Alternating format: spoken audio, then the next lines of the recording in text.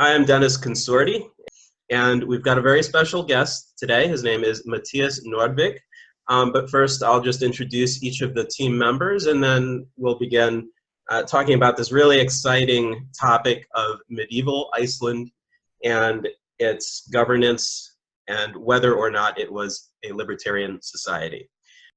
All right, my name's Edward Hofer, and I am a writer. Yes, I'm Trish Lynch. I'm the managing director for Obelisk Gold, a political consulting firm. So I'm Mathias Nordvig. I'm a visiting assistant professor at University of Colorado in Boulder. I come originally from Denmark, and I have been studying Icelandic culture, especially Viking Age and medieval Icelandic culture, since pretty much the dawn of time. I started getting interested in Nordic mythology, which is something that is culturally very close to many Scandinavians in general, and kept on going from there.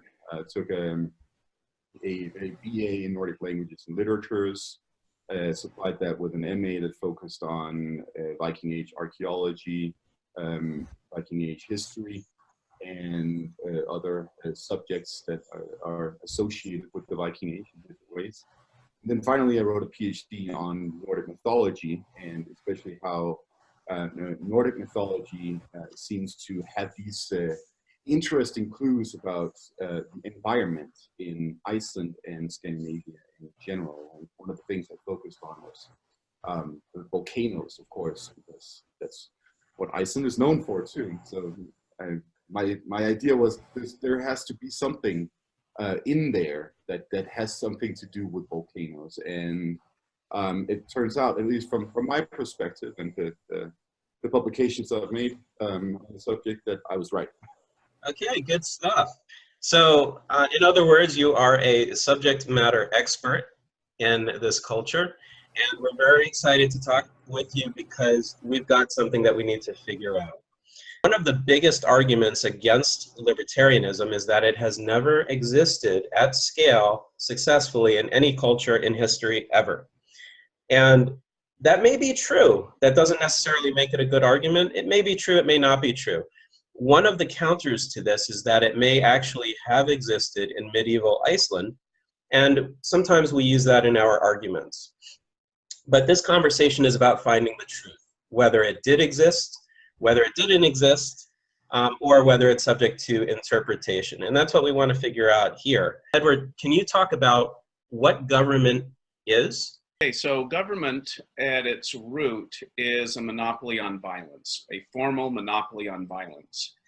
And a state can then apply that violence when it feels certain rules and conditions have been met. If you start with the Roman Empire, they were very authoritarian, and they used violence to arbitrarily control just about everything, every aspect of everybody's life, including their life and death.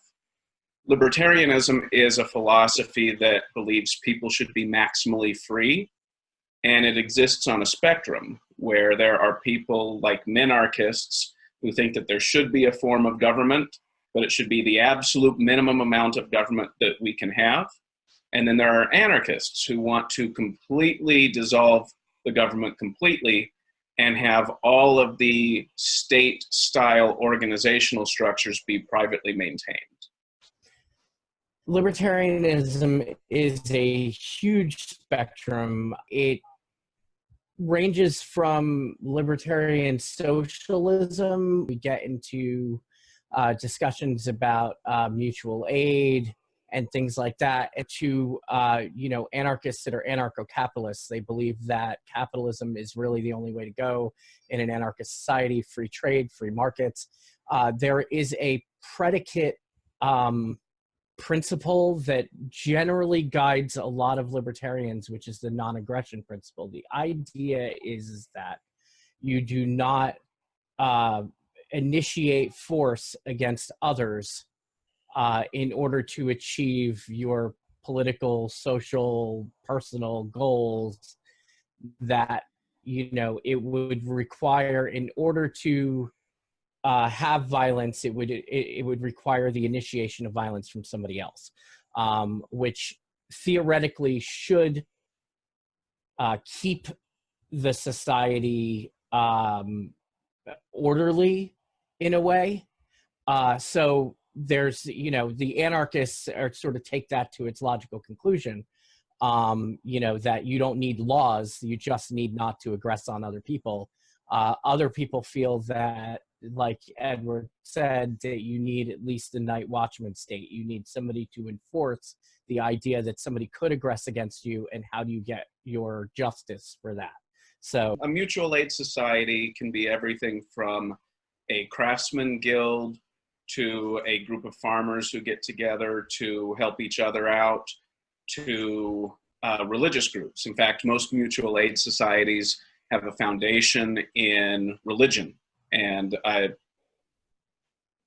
starting from that foundation, basically the weakest members of the group are helped out on the condition that they pull their own weight. And the more specialized a society gets, the more sophisticated the mutual aid organizations become. Before we created a blended society where we have a social safety net, and capitalism and a social safety net in the United States and much of Europe. Before that, most social safety was provided by mutual aid organizations. And how many of them would you say were, say, more voluntary versus non-voluntary compared to the system we have today? A mutual aid society is almost entirely voluntary. The problem being that if you're part of a group and your life is entirely integrated with it, if you don't go along with it, they just kick you out of the group. So there's no force involved, but they'll just pull back from you and you'll be on your own, period.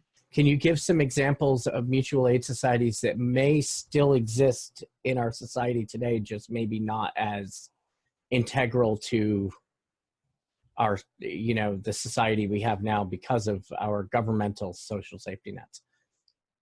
A lot of those would be religious in nature, most of them.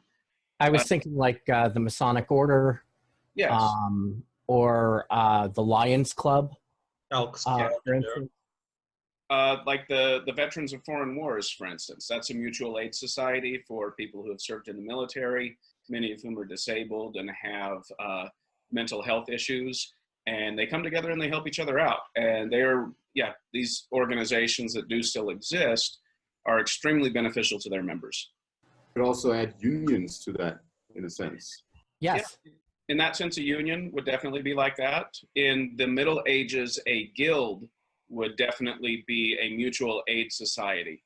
Yes. Although they would also use government force to maintain their monopoly on their sector, but generally speaking, they would be nonviolent. Yeah.